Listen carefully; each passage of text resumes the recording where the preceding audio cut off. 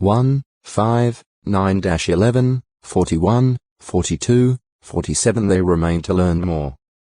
So the Christians voluntarily sold possessions and distributed the proceeds to help these visiting ones and others who were needy. They had all things in common. Act 2. 44-46. This was not socialism or communism, but a voluntary sharing for the purpose of aiding persons interested in the good news and in furthering the spread of it.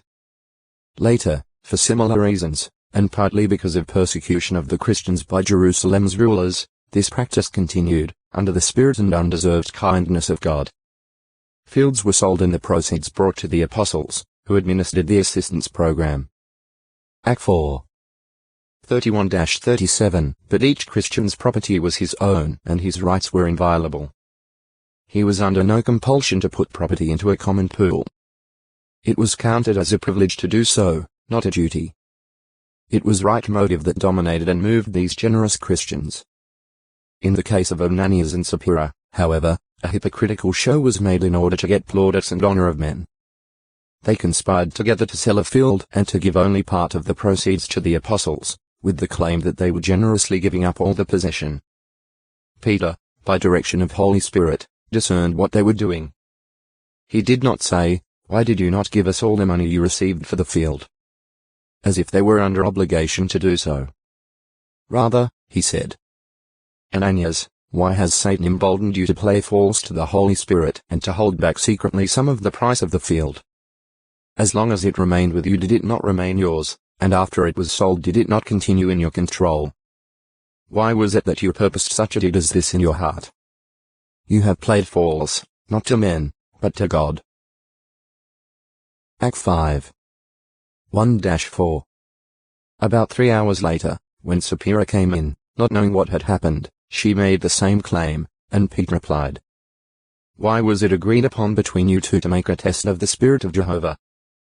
Act 5. 7-9. Their synotext to acute miritra longo, language 201 Earth. Mount 5. 5. PS 37. 9, 22, 29. He taught his followers to pray to God. Let your kingdom come. Let your will take place, as in heaven, also upon earth.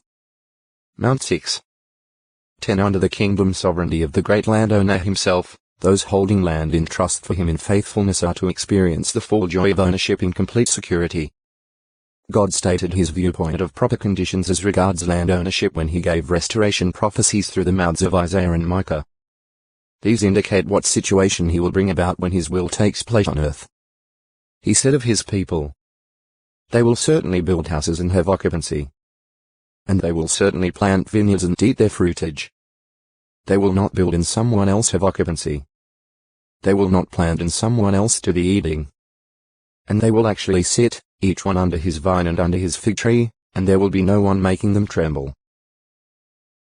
Isa 65. 21, 22. Mic 4. 4. See people of the land earth. Language. Any means, vocal or other, by which feelings or thoughts are expressed or communicated. Generally, however, language means a body of words and the methods of combining these as understood by a community of people. The Hebrew and Greek words for tongue signify language. J 5. 15, ftn. Act 2. 11. The Hebrew term for lip is used in a similar way. G 11. 1, ftn. Language, of course, is most intimately associated with the mind, which employs the speech organs, throat, tongue, lips, and teeth, as its instruments. See tongue. Thus, the Encyclopaedia Britannica 1959 edition states, "Thinking and words go together." For thinking, to be clear, has to rely upon names or nouns and their various associations with one another. While some minor reservations are justifiable, there is an overwhelming mass of evidence that fortifies the contention stated above. No words, no thinking. Volume 5, p. 740 words are man's principal means of receiving, storing, manipulating, and transmitting information. Origin of speech.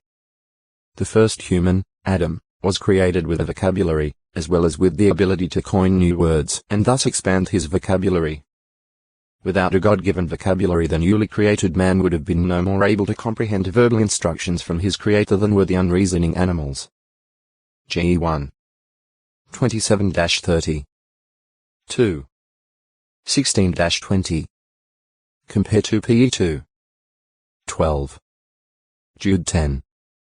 So, while only intelligent man of all earth's creatures has the ability of true speech, language did not originate with man, but with man's all-wise creator, Jehovah God. Compare X 4. 11, 12. On the origin of language, the well-known lexicographer Ludwig Kuhler wrote, "There has been, especially in former times, much speculation as to how human speech came into being. Writers strove to explore animal language. For animals also